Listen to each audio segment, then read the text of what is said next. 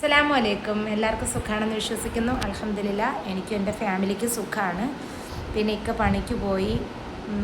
എന്താണ് പിന്നെ വിശേഷങ്ങൾ?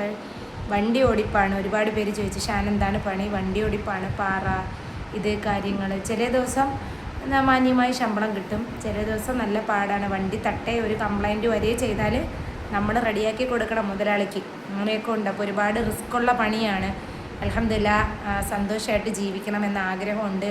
പിന്നെ എന്തുകൊണ്ട് ഷാൻ ഇത്രയും മദ്യപിച്ചിട്ടും ഇത്രയും നിന്നെ ഉപദ്രവിച്ചിട്ടും എന്തുകൊണ്ട് നീ ഷാനെ ഉപേക്ഷിച്ചില്ല എന്നൊരു ചോദ്യം ഞാൻ ഒരുപാട് തവണയും ഉപേക്ഷിച്ച് കളയാൻ നോക്കിയതാണ്. അപ്പോൾ എനിക്ക് ആരാരുമില്ല.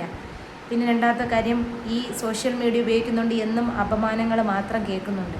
അപ്പോൾ എന്തുകൊണ്ടും ആളിനെ മാറ്റിയെടുക്കാം എന്നൊരു തോന്നൽ. ആൾ തന്നെ പറയുന്നുണ്ട് ഞാൻ മാറാം എന്ന് പറഞ്ഞ സ്ഥിതിക്ക് ഞാനും അൽഹംദുലില്ലാ അതങ്ങനെ ആവട്ടെ എന്ന് വിചാരിച്ച് അപ്പോഴും മാറാം. അപ്പോൾ ഒരുപാട് ഒത്തിരി പ്രശ്നങ്ങളൊക്കെ ആയിട്ടാണ് വീണ്ടും നമ്മൾ ഒന്നിച്ചത്. പോലീസിൻ്റെ സമക്ഷത്തിൽ തന്നെയാണ്. അൽഹംദുലില്ലാ വേറെ കുഴപ്പങ്ങളൊന്നുമില്ല. ഇന്നിപ്പോൾ ഇതാ 1.5 ആഴ്ച കൊണ്ട് ഒരുമിച്ച് ജീവിക്കുന്നു. എന്തെങ്കിലും ഒരു വിഹിതം കിട്ടുന്നുണ്ടെങ്കിൽ വീട്ടു സാധനവും മേടിച്ച്, ശമ്പളം ഇല്ലാത്ത ദിവസവും ചിലപ്പോൾ കാണും. കാരണം എന്ന് വെച്ചാൽ ഓട്ടത്തിന് 100 രൂപയൊക്കെ വെച്ചേ കിട്ടുള്ളൂ. കൂലിപ്പണിക്കാരുടെ അവസ്ഥ അറിയാലോ, മഴ പെയ്തു പോയാൽ പണിയില്ല. അപ്പോൾ ആരെയും തട്ടിച്ചും പറ്റിച്ചും ഉണ്ടാക്കുന്ന പൈസയിലല്ല നമ്മൾ സാധനം മേടിക്കുന്നതും കാറിൽ പോണതും ഒക്കെ. അങ്ങനത്തെ ഒരു തെറ്റിദ്ധാരണ ഉണ്ടെങ്കിൽ അത് കഴിക്കണം. പിന്നെ മനസ്സറിഞ്ഞ് ഒരുപാട് പേര് സഹായിച്ചിട്ടുണ്ട്. വീടിൻ്റെ ആവശ്യത്തിനായാലും ഡ്രസ്സായാലും. നെഞ്ചില ഇപ്പോഴും പറയുന്നുണ്ട്, ഒരു ഉടുക്കത്തുണി ഇല്ലാതെ, അതായത് ഒരു ഉടുക്കത്തുണി കുളിച്ചു മാറി ഉപയോഗിക്കാൻ ഇല്ലാത്തൊരവസ്ഥയിൽ നിന്നും ഇവിടം വരെ എത്തിയത് അൽഹംദുലില്ലാ റാഹത്താണ്. പിന്നെ നെജില ഷാൻ എന്തുകൊണ്ട് സ്നേഹിച്ചു, എന്തുകൊണ്ട് പിരിഞ്ഞില്ല, അവനിലുള്ള ഫോൾട്ടെല്ലാം കണ്ടിട്ടും നീ എന്ത് പിരിഞ്ഞില്ല എന്നൊരു ചോദ്യം പറഞ്ഞുതരാം. ഇക്ക സ്നേഹിക്കുന്ന സമയത്ത് എനിക്ക് ആരുമില്ലടി എന്ന് പറഞ്ഞിട്ടാണ് ഇക്ക എന്നെ സ്നേഹിക്കുന്നത്. ആദ്യത്തെ നമ്മൾ വീഡിയോ കോളൊന്നും വിളിക്കാറില്ല, ഫോൺ കോൾ ജസ്റ്റ് വിളിക്കും. ആദ്യത്തെ ഒരു 2-3 മാസക്കാലം കഴിഞ്ഞപ്പോഴാണ് ഞാൻ സ്നേഹിച്ചു തുടങ്ങിയത്. അങ്ങനെ നമ്മൾ തമ്മിൽ മീറ്റ് ചെയ്യാൻ വിചാരിച്ചു. ഇക്ക നാടുപേക്ഷിച്ച് പോയിരിക്കുകയാണ്. 2 വർഷത്തോളം നാടുപേക്ഷിച്ചിട്ട് പോയി. പിന്നെ ജയിലും കാര്യങ്ങളൊക്കെ ആയി. അപ്പോഴേ അവിടെ നിൽക്കുക എന്നെ കാണാനായിട്ട് കൊല്ലത്ത് വന്ന് റെയിൽവേ സ്റ്റേഷനിൽ ഇറങ്ങാം എന്നൊക്കെ പറഞ്ഞ് ഞാനിക്കായി നമ്മൾ കണ്ടുമുട്ടാന്ന് പ്ലാനിട്ട്. ഇക്ക വന്ന വഴിയിൽ ഉറങ്ങിപ്പോയി. മൊബൈല് ബംഗാളി അടുത്ത സീറ്റിലെങ്ങാണ്ടിരുന്ന ബംഗാളി എടുത്തിട്ട് പോയി. അപ്പോൾ ഇക്കാക്ക് എൻ്റെ നമ്പർ കാണാതെ അറിയില്ല, എനിക്ക് ഇക്കാരെ നമ്പർ കാണാൻ എൻ്റെ ഫോണിലുണ്ട്.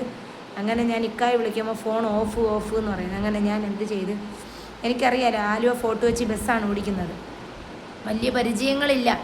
എന്നാലും ഞാൻ ആ ഇൻസ്റ്റഗ്രാമിൽ എല്ലാവർക്കും ഫ്രണ്ട്സ് റിക്വസ്റ്റ് ഇട്ട്. അപ്പം അതിനകത്ത് ഒരാൾ റിക്വസ്റ്റ് സ്വീകരിച്ച് നമ്പർ ഒന്ന് തരുമോയെന്ന് ചോദിച്ച് നമ്പരും തന്നു. അവിടുത്തെ ഒരു ഇത്തിരി വൈകല്യമുള്ള ഒരാളാണ് വിളിച്ചത്. ചെറുപ്പക്കാരൻ, നമ്മളെയൊക്കെ പ്രായം വരും. വിളിച്ചു, സംസാരിച്ച്. അപ്പം ഞാൻ ചോദിച്ച് എനിക്ക് മുഹമ്മദ് ഷാൻ എന്നേ അറിയാവും, ഇക്കായെ ഷാനു എന്ന് വിളിക്കുന്ന കാര്യം, ആലുവയിലുള്ള കാര്യം എനിക്ക് അറിയില്ലായിരുന്നു. അങ്ങനെ ഞാൻ എന്ത് ചെയ്ത്, ഷാനു അപ്പോൾ ചോദിച്ച്, ഞാൻ പറഞ്ഞു ട്രിവാൻഡ്രമുള്ള ഇങ്ങനെ ഷാൻ്റെ ആരെന്ന് ചോദിച്ചു. ഞാൻ പറഞ്ഞു ഭാര്യയെന്ന് പറഞ്ഞു. ഭാര്യയാണ്. അപ്പോൾ പറഞ്ഞു ഇവിടെ 2-3 ഷാനു ഉണ്ട് എന്ന് പറഞ്ഞു. അപ്പോൾ ഞാൻ പറഞ്ഞ് ഒരു അടയാളം പറയുമെന്ന് ചോദിച്ചു. ഞാൻ പറഞ്ഞു പുതുനിറമാണ്. അപ്പോൾ പറഞ്ഞു ഇവിടെ ഉള്ളവർക്കെല്ലാം അങ്ങനെ തന്നെയാണ്. അപ്പോഴിങ്ങനെ സ്ഥലം പറഞ്ഞ് ഞാൻ പറഞ്ഞു വേറെ ആരുടെ അടുത്തെങ്കിലും കൊടുക്കും, എനിക്ക് നിങ്ങളുടെ ഭാഷ മനസ്സിലാവുന്നില്ല. കാരണം ഒരു പതുങ്ങിയൊരു സൗണ്ട്, ഒരു മൂക്ക് എനിക്ക് മനസ്സിലാവണില്ല. ആരാധ്യയിലെ ഡ്രൈവറിനെ കൊടുത്തപ്പോൾ ഞാൻ പറഞ്ഞു 2:30 ഷാനു ഇവിടെ നിൽക്കുന്നുണ്ട്. നമ്മൾ തലേന്ന് വെളുപ്പാങ്കാലത്തെങ്ങാണ്ടേക്ക ബസ് കയറിയതാണ്, കൊല്ലത്തിറങ്ങി നമ്മൾ കാണാൻ മീറ്റ് ചെയ്യാൻ ആഗ്രഹിച്ചതാണ്. പക്ഷേ ഇക്ക എന്ത് ചെയ്ത്, അപ്പോൾ 2:30 കണ്ടെന്ന് പറഞ്ഞപ്പോൾ എനിക്ക് സമാധാനമായി. പിന്നെ അതിന് ശേഷം ഞാനും എൻ്റെ അടുത്ത് പറഞ്ഞ് 8:30 നീ ഒരു കാര്യം ചെയ്യും, വിളിക്ക്, ഞാൻ ബസ് ഒതുക്കുന്ന നേരത്ത് അവൻ്റെ കൊടുക്കുക. അങ്ങനെ ഞാൻ 8:30-9 മണിയായപ്പോൾ വിളിച്ച് ഇക്കാരെ കൊടുത്ത്. അപ്പോൾ പറഞ്ഞു നെജി നീ എങ്ങനെ നമ്പർ ഒപ്പിച്ചടി, എന്നെ കണ്ടുപിടിച്ച്. കാരണം നമ്മൾ തമ്മിൽ വേറെ കോണ്ടാക്റ്റുകളൊന്നുമില്ല.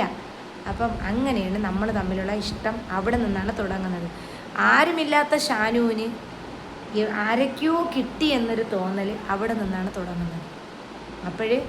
പിന്നെ ഞാൻ അങ്ങോട്ടാണ് പോയി മീറ്റ് ചെയ്യുന്നത്.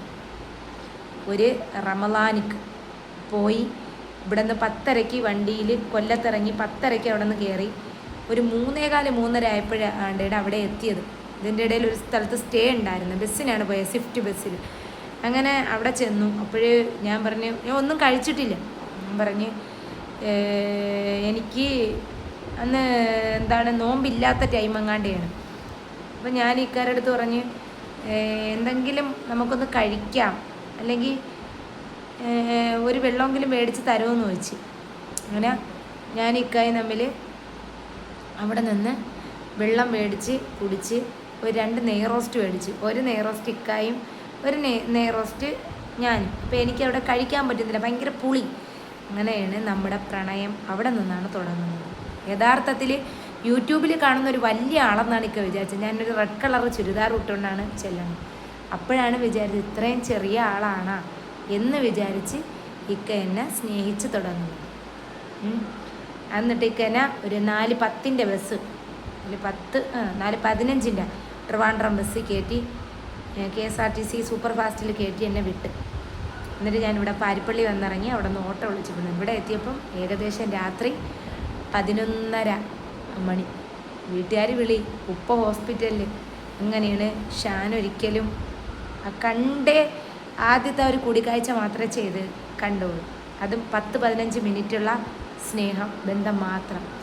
അതും അവിടെ വെച്ചിട്ട് സംസാരിച്ച് സ്റ്റാൻഡിൽ വെച്ച് തന്നെയാണ്. അപ്പോൾ ചോദിച്ചു ഷാനു ഇതാരും, അപ്പം എൻ്റെ പെണ്ണാണ് എന്നൊക്കെ ബസ്സുകാരുടെ അടുത്തൊക്കെ പറഞ്ഞ് വേറെ ബസ് അവിടെ വന്ന് സ്റ്റോപ്പിൽ നിൽക്കുന്നുണ്ട്. ആ ബസ്സിൽ നിന്ന് തന്നെയാണ് കയറി എന്നെ പാലത്തിൻ്റെ അവിടെ ഇറക്കി താഴെ അടുക്കി ഇറക്കി നമ്മൾ ഇക്ക എന്നെ ഇങ്ങോട്ടും കയറ്റി വിട്ട്. പിന്നെ അതിന് ശേഷം തൊട്ട് ഇങ്ങ് വരുന്നത് വരെ ഇക്ക എന്നെ വിളിക്കും, ചേച്ചി അങ്ങ് എത്തിയാ, നീ ഒറ്റയ്ക്ക് പോയി, എനിക്ക് പേടിയാവുന്നു, ഞാനും കൂടെ വരാടി എന്ന് പറഞ്ഞു. അപ്പം ഞാൻ പറഞ്ഞു വേണ്ട, വന്നാൽ എവിടെ കിടക്കും, വീട്ടുകാർ ഇങ്ങനെയാണ്, അതായത് വീട് ഉപേക്ഷിച്ച് പോയതല്ലേ ഇക്ക. അങ്ങനെയാണ് നമ്മൾ തമ്മിലുള്ള സ്നേഹം അവിടെ നിന്നാണ് തുടങ്ങുന്നത്. പിന്നെ ഡെയിലി വിളിയായി. അത് ഫോണില്ലല്ലോ. ഒരു ചേട്ടനുണ്ടായിരുന്നു പ്രായം ചെന്ന്, അദ്ദേഹത്തിൻ്റെ ടോർച്ച് സെറ്റ് ഫോണിൽ വിളിക്കും. പിന്നെ 1 മാസം കഴിഞ്ഞ് എനിക്ക് റബ്ബറിൻ്റെ പാലെടുത്ത് കിട്ടിയ പൈസയ്ക്കാണ് ഇക്കാക്ക് ഞാൻ 5500 രൂപയ്ക്ക് മൊബൈൽ മേടിച്ച് കൊടുക്കുന്നത്. എന്നും ഡെയിലി ഒരു 500 രൂപ എൻ്റെ GPയിൽ, അവിടുത്തെ കടയിൽ 15 രൂപ കൊടുത്ത് 500 രൂപ ഇട്ട് തരും GP, എന്നും എനിക്ക് ഇട്ട് തരുന്ന പൈസ. അങ്ങനെയാണ് നെജില ഷാന് പിരിയാൻ പറ്റാത്തൊരു പ്രണയം അവിടെയാണ് തുടങ്ങുന്നത്. എല്ലാവരും പറയും എന്തുകൊണ്ട് നീ അവനെ എടുത്തു, എന്തുകൊണ്ട് എടുത്തു എന്ന് ചോദിച്ചാൽ എനിക്കറിയില്ല. പക്ഷെ നല്ലൊരു വ്യക്തിത്വമുണ്ട്, മദ്യം ചെല്ലാതിരുന്നു. ഞാൻ പരിചയപ്പെടുന്ന സമയത്ത് ഇക്ക മദ്യപിക്കുമെന്നെനിക്കറിയാം, പക്ഷേ ഏത് രീതിയിലൊരു മദ്യപാനിയാണെന്നറിയില്ല. അപ്പോൾ ഇക്ക എൻ്റെ അടുത്ത് പറയുന്നുണ്ട്, ഞാൻ നല്ല രീതിയിൽ മദ്യപിച്ച് കിടന്ന് മേലാകാശവും താഴെ ഭൂമിയാണ്, എനിക്ക് ഇനിയൊരു കുടുംബം വേണം. അപ്പോഴും പിന്നെ ഫോൺ എടുത്തതിന് ശേഷം മക്കളെ 3 പേരും വീഡിയോ കോൾ വിളിക്കും. മോളടുത്ത് ചോദിച്ചു ഇഷ്ടപ്പെട്ടാന്ന് ചോദിച്ചപ്പം മോൾക്ക് ഇഷ്ടമായി. പിന്നെ അങ്ങോട്ട് മക്കളുമായിട്ട് സംസാരം തുടങ്ങി. പിന്നെ ഒരു ഭാര്യയും ഭർത്താവും, അതായത് ഒരു ഭർത്താവ് ഒരു കുടുംബത്തിൽ എങ്ങനെ കെയർ ചെയ്യണം. പൈസ ഇല്ലാത്ത സമയത്തും മോൾക്ക് പ്രശ്നം വരുമ്പോഴും ഒക്കെ ഇക്ക രാവിലെ കണ്ടക്ടറിന് ശമ്പളം കുറവാണ്, ഡ്രൈവറായിരിക്കുമ്പോഴാണ് 1500-600 രൂപയൊക്കെ കിട്ടണം. 500 രൂപ എനിക്ക് തരും, പിന്നെ റൂം കൊടുക്കണം. ഞാൻ ചെല്ലുന്ന സമയത്ത് ഇക്ക ബസ്സിലായിരുന്നു, തെരുവിലാണ് കിടന്നത്. ബസ്സിൽ ചെന്നാണ് എന്നെ റൂമായി, ടൈമിങ്ങിന് ഫുഡ് കഴിക്കാൻ തുടങ്ങി, കറക്റ്റ് ജോലിക്ക് പോകാൻ തുടങ്ങി, കുറേ കാര്യങ്ങൾ അങ്ങോട്ട് പറഞ്ഞു കൊടുക്കാൻ തുടങ്ങി.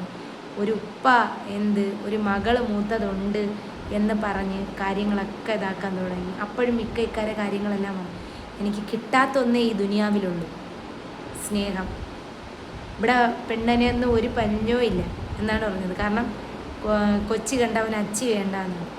പക്ഷേ എന്തോടി എനിക്ക് നിന്നിൽ ഒന്ന് ജീവിക്കണമെന്ന് തോന്നി. അങ്ങനെ കുറേ നാൾ കഴിഞ്ഞാണ് അവർ ഉമ്മാരെ നമ്പറിൽ കോൺഫറൻസ് കോളിൽ സംസാരിക്കുന്നത്. അപ്പോഴാണ് എനിക്കൊരു യൂട്യൂബ് ചാനലുണ്ടെന്നും കാര്യങ്ങളൊക്കെ തള്ളേരുടെ അടുത്ത് പറയണം. ഇതാണ് നമ്മുടെ പ്രണയം. അതുകൊണ്ട് ഒരിക്കലും കൈവിട്ട് കളയാൻ എനിക്ക് പറ്റില്ല എന്നൊരു പൂർണ്ണ ഉറപ്പ് എന്നിൽ തന്നെയുണ്ട്. പിന്നെ ഒരു കാര്യം എൻ്റെ അടുത്ത് പറഞ്ഞായിരുന്നു, എനിക്ക് ഒരു കുഞ്ഞിനെ താലോലിക്കാൻ എനിക്ക് പറ്റിയിട്ടില്ല, നീ എനിക്ക് അള്ളാഹു തരയണമെങ്കിൽ ഒരു കുഞ്ഞിനെ എനിക്ക് തരണം, ഒരുമിച്ച് ജീവിക്കണം നിൻ്റെ കൂടെ എന്നെൻ്റെ അടുത്ത് പറഞ്ഞിട്ടുണ്ടായിരുന്നു.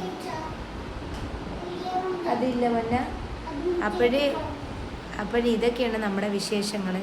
അതുകൊണ്ടാണ് നെജില ഷാൻ ഒരിക്കലും പിരിയാൻ പറ്റാത്ത ഒരു ബന്ധത്തിലോട്ട് ആയിപ്പോയത്. അല്ലാതെ നമ്മൾ തമ്മിൽ വേറെ ഒരു ഇടപാടുമില്ല. മക്കൾക്ക് ഉപ്പയായിട്ട് തന്നെയാണ് നിന്നത്. എൻ്റെ കാര്യങ്ങളെല്ലാം ഞാൻ പറഞ്ഞു തുടങ്ങി. ഫസ്റ്റ് ലൈഫ് തൊട്ട് ഞാൻ പറഞ്ഞു തുടങ്ങി, ഇങ്ങനെയാണ് ഇക്ക, അങ്ങനെയാണ്. അപ്പോഴും ഞാൻ കരയുന്ന ടൈമിങ്ങാണ്. എനിക്ക് ആരാരുമില്ല, എന്നെ വളഞ്ഞിട്ട് ആക്രമിക്കുകയാണ് യൂട്യൂബിലെ 2-3 സ്ത്രീകൾ. അങ്ങനെ നമ്മൾ ജീവിക്കണമെന്ന് തോന്നി. പിന്നെ ഈ സരിതേര ഈ വിഷയം വന്നപ്പോഴാണ് ഇക്കയും ഞാൻ തമ്മിൽ കുറച്ച് പ്രശ്നങ്ങളായി. അവൾ ഇങ്ങോട്ട് വിളിച്ചിട്ടാണ് പറഞ്ഞത്, പ്രശ്നങ്ങളായി. അപ്പം പിന്നെ ഞാൻ വിചാരിച്ചു വേണ്ടാന്ന് പറഞ്ഞ് ഞാൻ ഉപേക്ഷിച്ച് കളഞ്ഞതാണ്. പിന്നെ ഇക്കാക്ക് കുറേ നാൾ കുറ്റബോധം തോന്നി, വന്നു, ഒരുമിച്ചു, അൽഹംദുലില്ലാ ഇതാ ഇവിടം വരെ എത്തി. ഇനി നിങ്ങളുടെ ദുആ വേണം, നമ്മളും റബ്ബിനോട് ദുആ ചെയ്യുന്നുണ്ട്. ഇത്രയൊക്കെ ഉള്ളൂ വിശേഷങ്ങൾ. അസ്സലാമു അലൈക്കും.